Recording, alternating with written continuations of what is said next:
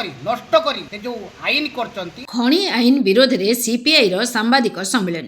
केंद्र सरकार प्रस्तावित नुआ खଣି आईन को विरोध करी भद्रक रे सीपीआई पक्षरु सांबादिक सम्मेलन आयोजित होईछि।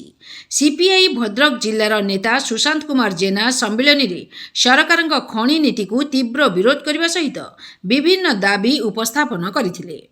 से कहिथिले जे सरकार नुआ खଣି आईन द्वारा राज्यगुड़िकर खनिज राजस्व आदाय संपर्कित सांविधानिक अधिकार क्षुण्ण हेबार आशंका रही। तेणु सरकार तुरंत एही आईन को प्रत्याहार करने सहित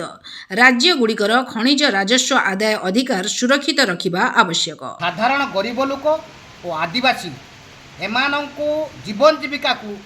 हत्या करी नष्ट करी से जो आईन करचंती सेही आईन को रद्द करने से आईन को माने बातिल करने ऑलरेडी वर्तमान राष्ट्रपति दस्तखत कर सारा पर आईन परिणत होती किंतु से आईन है फल साधारण लोक आदिवासी खनिज अंचल जो मैंने अच्छी पहाड़िया अंचल जो लोक मैंने अच्छा से बहुत बड़ क्षति हम तेणुक तारी प्रतिवाद में आमर आज चारिटी पार्टी तरफ आम आज सांबादिक सम्मेलन आयोजन करूँ। आम ओडिशा गरीब कहते कि प्रकृति में ओडिशा धनी कि खनिज पदार्थ भित्तिर ओडिशा शिल्प कारखाना गढ़ी उठे ओडिशा गोटे शिल्पोन्नत राज्य हो पाए किंतु सेटा कौन सरकार करना ये सरकार भी करूनी किंतु से खनिज पदार्थ को माटी तलू नहीं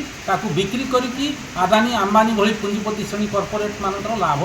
पहाड़ बढ़ाई से चेष्टा कर आउ गोटे जिनस हम जे खनि फल आगुरी जो मैंने जंगल अंचल आदिवासी गरीब दलित हरिजन यही संप्रदाय लोक रोते जो साधारण बासिंदा थे से ग्राम सभा जरिया से बासवास कर रही 100 वर्ष धरी 50 वर्ष धरिकी से स्वार्थ प्रति किसी दिज्व नहीं से जो था हटैकी से खनि प्रतिष्ठा करेंगे सी लोक थैथान कर दायित्व से जो पुंजीपति श्रेणी तेणु कॉर्पोरेट स्वार्थपाई यहाँ करा तेणु आम दाबी करुचु आउ गोटे जिनस हूँ जे जो कॉर्पोरेट माने से खनि ओडिशा माटी तले जो सुना अच्छी नहीं जी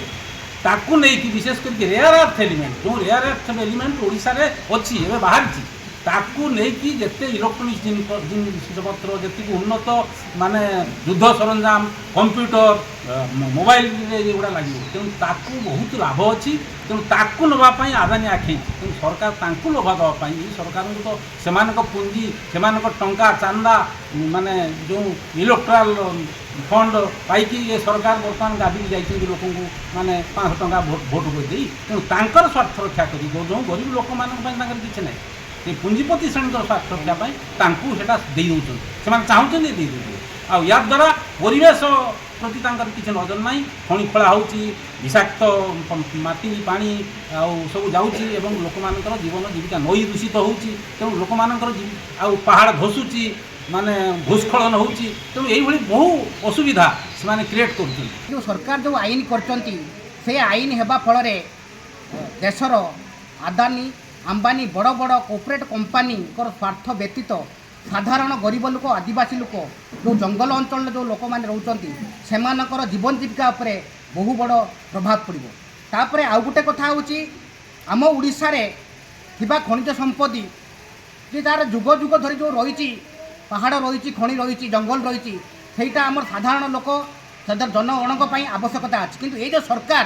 सरकार तरबरिया भाव में ये आईन पास करी जेते शीघ्र से खनिज संपद को लुट करी ए कॉर्पोरेट कंपनी मान हाथ में टेकी दे ये राज्य संपूर्ण खनि नष्ट करदेवाई जो प्रक्रिया आरंभ कर बातिल करूँ जहाँ फल एनवायरमेंट आपंकर परिवेश दूषित होची जंगल नष्ट हो पहाड़ संपूर्ण भाव में नष्ट हो जहाँफल भूमिकंप ठूँ आरंभ करी भूस्खलन विभिन्न प्रकार जो समस्या देखा जाउची वर्तमान ओडिशा रे भारतवर्ष रे तार प्रतिवाद रे जो आईन करचंती सही आईन को आम बर्तमान बातिल करार लगी दाबी करूँ। ये कथा द्वितीय कथा हूँ ये जो आईन करचंती से आईनटा साधारण गरीब लोक आदिवासी लोक जहाँकि आम साधारण लोक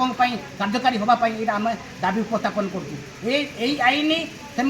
तरबरिया भाव में साधारण लोक न बसई जनसभा न बसई राति अधिया से जो राष्ट्रपति ठार सिग्नेचर करके आईन में परिणत कर एथिपाई आम ये विप्लवी कम्युनिटी पार्टी तरफ प्रतिवाद करूँ।